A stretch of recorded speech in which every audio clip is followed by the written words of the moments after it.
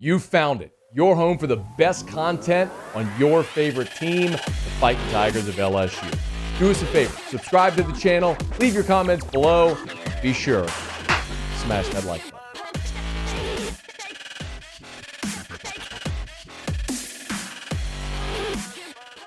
Over the weekend, LSU added to its 2024 class, if you missed it. Got a commitment from Wallace Foster IV. He's a cornerback out of Warren Easton in New Orleans, 5'10", 165-pounder. Even though he's only a high school junior, he has had a lot of interest. LSU, Florida, Florida State, Texas, Arkansas, Miami, Texas A&M. So some really big-time prospects. And again, this is a kid out of New Orleans, and for a lot of reasons, this is really relevant, right? This isn't anything new. We've talked about it a ton. If you're going to be successful at LSU, you've got to be able to recruit New Orleans. You have to have staff members that are intimately connected to that city. And in Wallace Foster's recruitment, the New Orleans guys played a big role. Frank Wilson, Sherman Wilson, Carter Sheridan, Cortez Hankton, all played major roles in getting Foster to pick LSU over that slew of other schools, including SEC schools like Florida, Arkansas, Texas A&M, and it's no small feat as well when you talk about Florida, because remember, that's Corey Raymond over there at Florida. So when you're recruiting DBs and your hat is in the ring against Florida, you are recruiting against the guy who was really the founder, the godfather of DBU. And I understand, look, every time I say that, I get pushback. Well, DBU was before Corey Raymond got there. Listen, LSU had great defensive backs. I'm not denying that. You could look at guys like Corey Webster and Travis Daniels, and yes, LSU had LaRon Landry had really good defensive backs. It is also undeniable that LSU solidified its status as DBU under Corey Raymond. For a decade, that dude recruited and cultivated the best culture of defensive backs in college football. I mean, you all know the list. I don't have to run through the names, but Patrick Peterson, Tyrann Mathieu, Morris Claiborne won the Thorpe Award as well. Tre'Davious White, Eric Reed, Dante Jackson, Jalen Collins, Jalen Mills, Greedy Williams, who went from a guy who redshirted to you have one dude suspended, another dude injured, and boom, all of a sudden he's an All-American as well. Guys like Ron Brooks, Rashard Robinson, putting Mike Evans in a chokehold, even though he weighed 160 pounds. You want to go back? You can talk about guys like Chad Jones or Tharold Simon or Kevin Tolliver, who was a 5-star. You all know the list.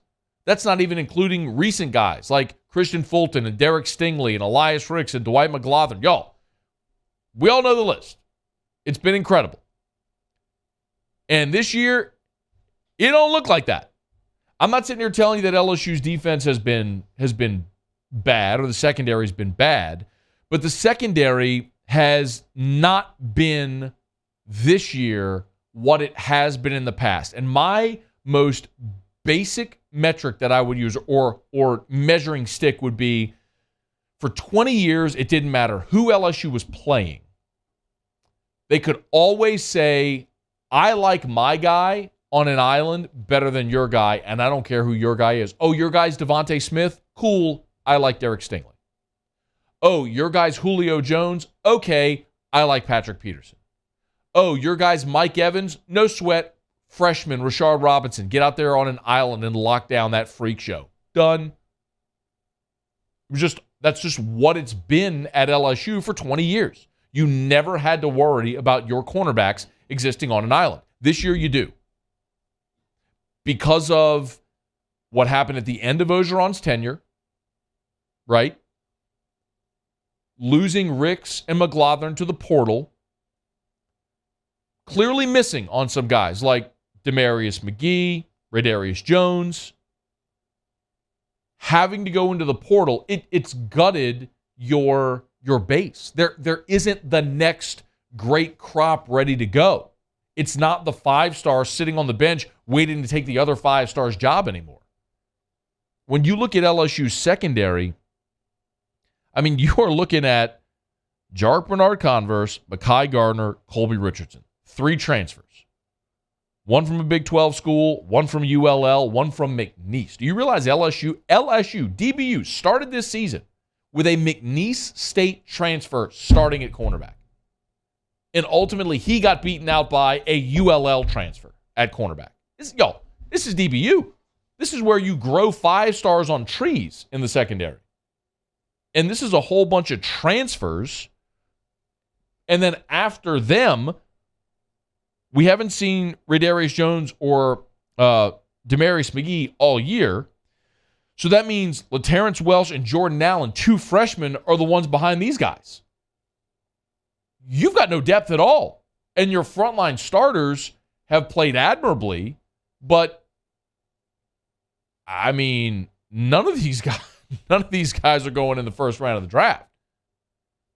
So the question is, can and or how can LSU start to rebuild that reputation as DBU?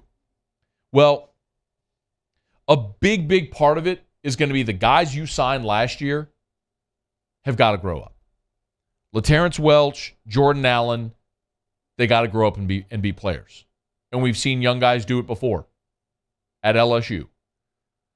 Those guys are going to have to be players. Now, we'll see what happens with Radarius Jones and Demarius McGee and with their careers, and if they stay at LSU, if they're enrolled next year, if they're on the team, we'll see. But next year, you are going to have to hit the transfer portal again because you got those 2 guys I just mentioned. I mean, you're losing Bernard-Converse, Mekhi Garner, Colby Richards. They are all out of eligibility. You're losing your top 3. And the next 2 are freshmen this year that are redshirting. And LaTerrence Welsh and Jordan Allen. So all you got coming back is those 2 freshmen who are redshirting, the 2 guys who are holdovers who may not even be on the team, we'll see, and then you've got a dgroup of freshmen coming in, and Dalen Austin, Jeremiah Hughes, and Ashton Stamps. So you will have nobody with any material experience at all at cornerback next year. So you're going to have to go to the portal again. And Brian Kelly was asked about the transfer portal on Monday.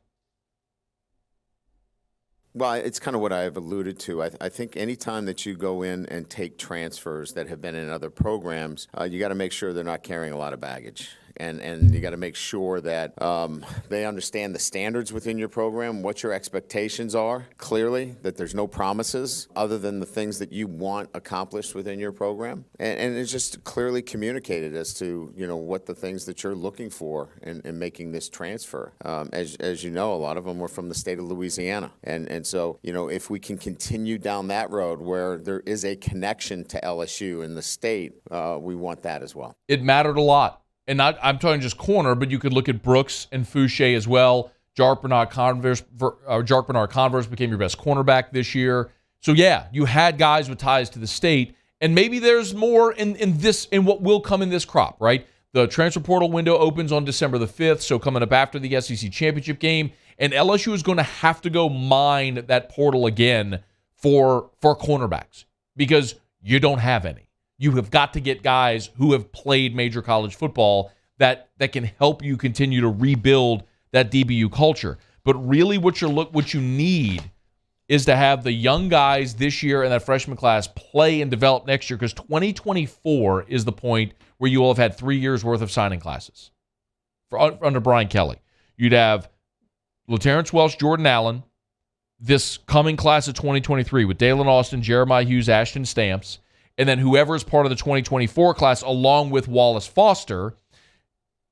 Now you would have had 3 classes of high school recruits coming in at that position. And if you're hitting on those recruits again, then you can start to rebuild the core of what has made DBU great.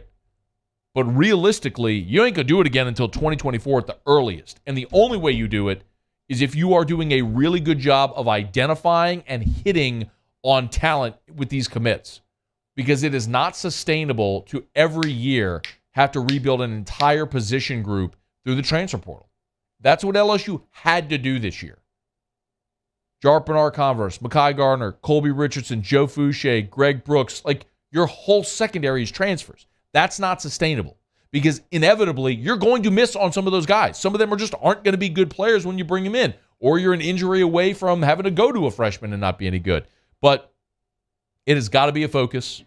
I think you got the right guys in there to do it and the right connections as well in the state.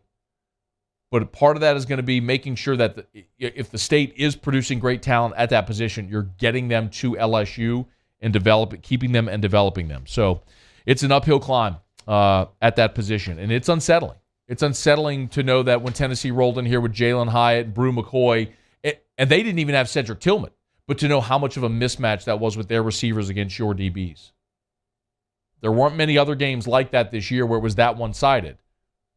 But in this league, there's always that threat. The LSU's got to get it fixed. Wallace Foster, class of 2024, could be a step in that direction. Hey, thanks so much for watching. Please leave your comments. I love to interact. And be sure to hit the red subscribe button below.